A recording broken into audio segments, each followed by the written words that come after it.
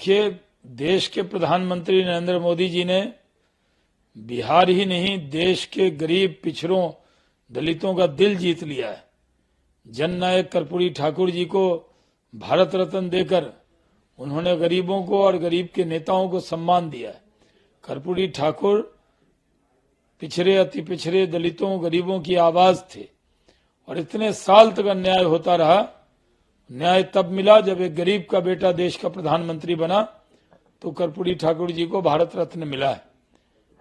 कुछ दल को शौक होता है कि हम जो कहते हैं वही होता है, तो उन्होंने कोई पर्ची लिखी थी, उन्होंने कोई चिट्ठी लिखी थी, वो इसी तरह की बात करते रहते हैं।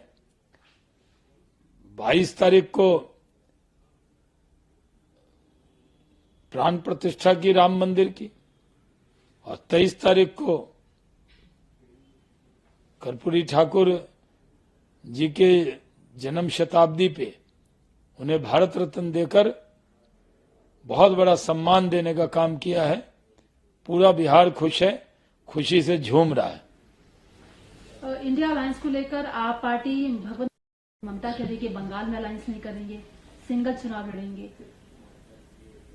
देखिए, अब तो साफ हो गया है कि इंडी गठबंधन नाम का जो एक किट्टी पार्टी इकट्ठे हुए थे ये लोग, वो अब बिखर गया है। राहुल गांधी जब पहली यात्रा की तो यात्रा के बाद छत्तीसगढ़ और राजस्थान की सरकार चली गई और इस बार यात्रा शुरू की है तो आम आदमी पार्टी और टीएमसी उनसे बिखर गई। इंडिया अलायंस नाम का विषय रह गया है, ये इकट्ठे होने वाले नहीं है। अब कांग्रेस 400-500 सीट लड़ ले और सब पे जमानत जब्त करा ले, ये कांग्रेस के हाथ में है। कांग्रेस के नेता कहते थे उनको ज्यादा सीटें लड़नी है, अब तो कोई उनके साथ गठबंधन करने को तैयार नहीं है, क्योंकि सब देश की हवा को देख रहे हैं कि आएंगे तो मोदी ही, जीतेंगे तो मोदी ही, छाएंगे तो मोदी ही।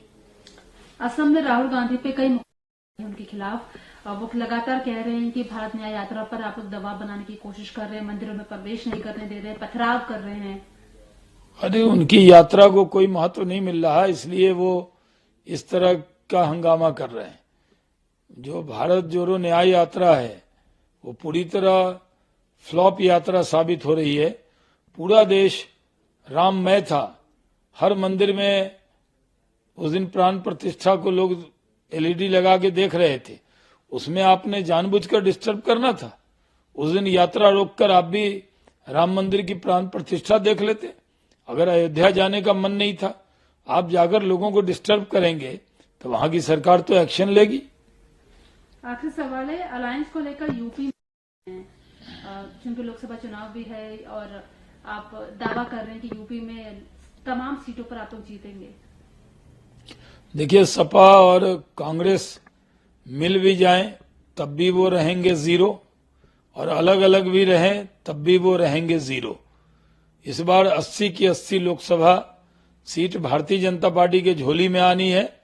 कितना बड़ा गठबंधन कर लें, जिस तरह पिछले चुनाव में राजद हो गई थी जीरो, इस चुनाव में सपा कांग्रेस भी यूपी में हो जाएगी जीरो।